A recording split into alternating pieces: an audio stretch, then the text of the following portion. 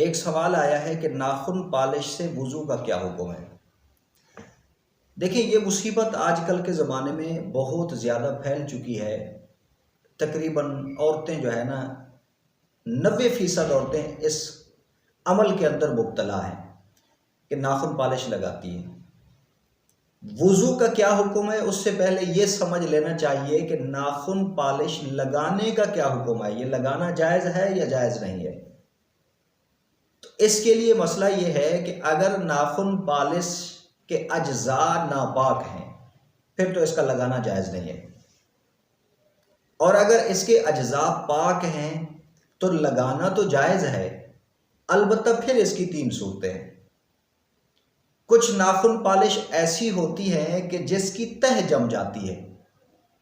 अगर ऐसी नाखून पॉलिश है जिसकी तह जम गई है, ऊपर से अगर पानी फेरा जाए तो वो अंदर जिस्म तक नहीं पहुंचेगा या नाखून तक नहीं पहुंचेगा, तो ऐसी नाखून पॉलिश को उतारना ज़रूरी है। चाहे जिस तरीके से भी उतारें, चाहे वो नाखून रिमूवर जो होते हैं केमिकल, उसके ज़रिए से उतारें या किसी चीज़ के ज़रिए से खुरच दें, बहरहाल इस नाखून पॉलिश को उतारना ज़रूरी है। उतारने के बाद फिर पानी पहुंचाएंगे तब गुस्ल और वुज़ू होगा, वगरना नहीं होगा।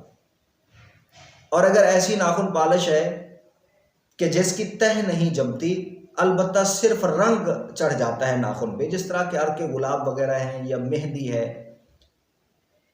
तह नहीं जमती, तो उसकी वजह से गुस्ल के अंदर और वुज़ू के अंदर कोई रुकावट नहीं है। जब औरत गुस्ल करेगी या वुज़ू करेगी तो पानी पहुंच जाएगा, उसका गुस्ल भी हो जाएगा, उसका वुज़ू भी हो जाएगा और उसकी तमाम इबादत जायज़ होंगी। बहरहाल एहतियात इसी में है कि इन चीज़ों से बचा जाए।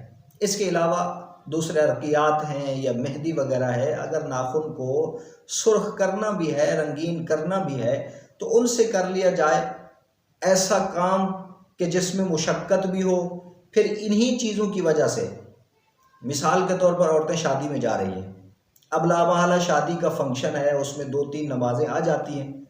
अगर ये ना लगी हुई हो फिर तो आसानी के साथ वुज़ू करके वो नमाज पढ़ सकती हैं।